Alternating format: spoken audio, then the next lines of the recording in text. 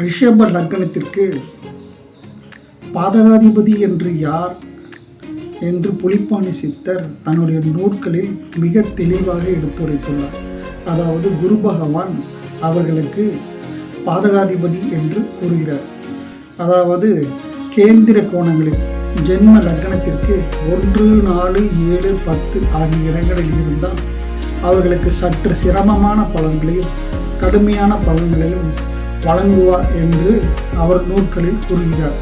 அதே இந்த லக்னத்திற்கு லட்சுமி ஸ்தானம் என்று சொல்லக்கூடிய 1, 5, 9 ஆகிய திரிகோண ஸ்தானங்களில் இருந்தால் மிகுந்த நற்பலன்களையே வழங்குவார் என்று மிக தெளிவாக எடுத்துரைக்கிறார்.